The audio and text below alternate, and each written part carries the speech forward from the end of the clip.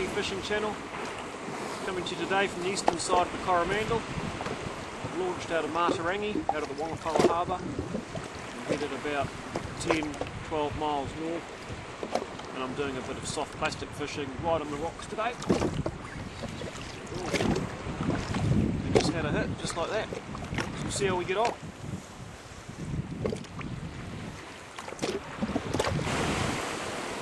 Fishing in the rocks like this, it's important to always keep it moving.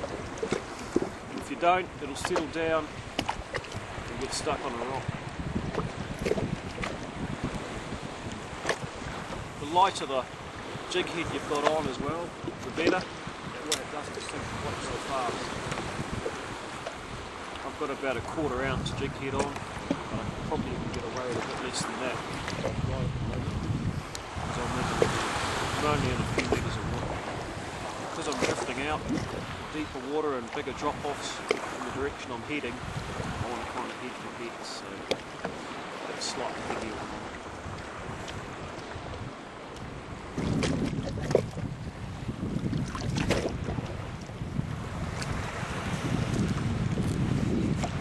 Oh yes! Nice fish!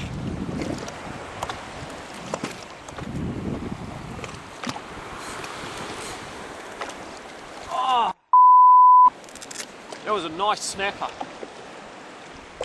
Oh, here he comes. He's back again. Not the smartest snapper. No, this is a smaller one now. That first one was a good one.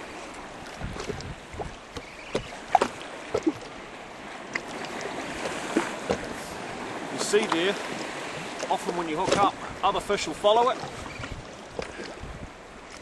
And if they drop it, another one will often hook up. That's what's happened here. Sometimes even the same one.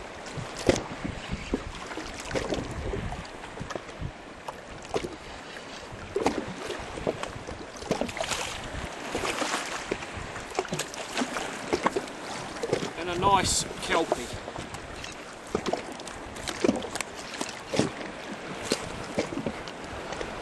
Around the 3 pound mark.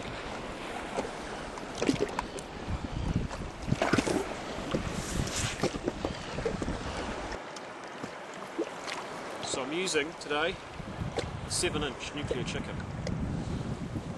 That wasn't bad. Good start to the day. It's important to always keep working the plastic when you're in rocks like this. You can't let it settle or it'll hook on reed or rock or something. And you'll often find, especially in the shallow like this, you hook up not long after you actually cast it and hit the water just off the wash. That's what I'm aiming for, is within a metre or two of the wash.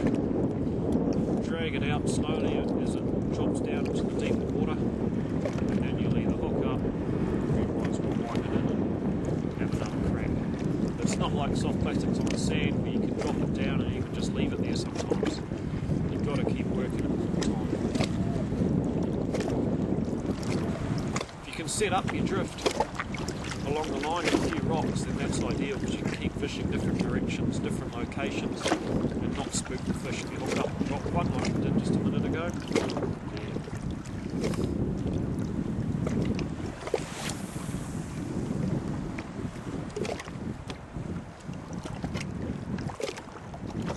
and in shallow water like this, you don't want to be motoring back to the same spot all the time. You want to try and drift, come out, take a wide arc, and then come in quietly if you can. So when you're fishing in the rocks, it's obviously very shallow, and you want to be fishing in a bit of a shadow. So I've come round the back of this little island now. The sun's come up a bit. It's about 8 o'clock in the morning, 7:45. Just casting the plastic now into the shadow of this island to see if that helps.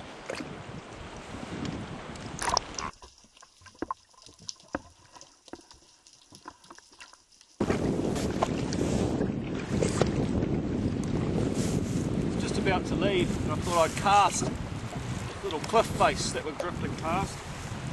Just hooked into a little one. It shows they're here, so maybe worth a bit more perseverance.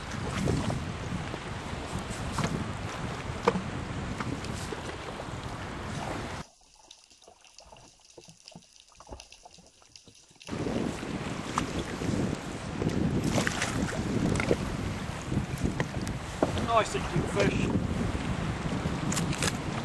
Around the 2 pound mark.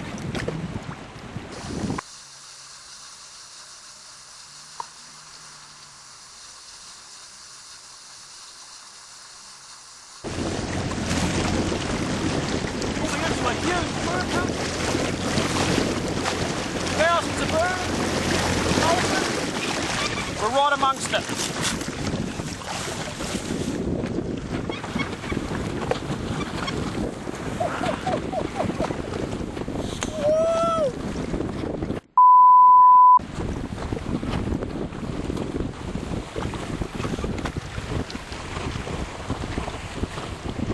I'm not sure you can get any closer than this to the action.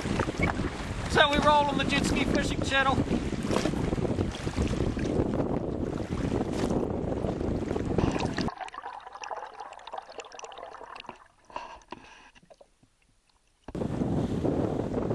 So what happened there was, I basically followed the dolphins, which meant I got there before the birds, and then they just went ballistic.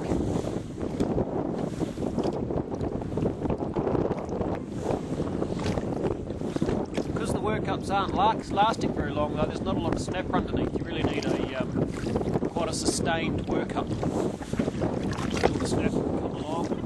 This workup's moving all over the show. It's now about 150 metres behind me. Brewing up again, waiting to die.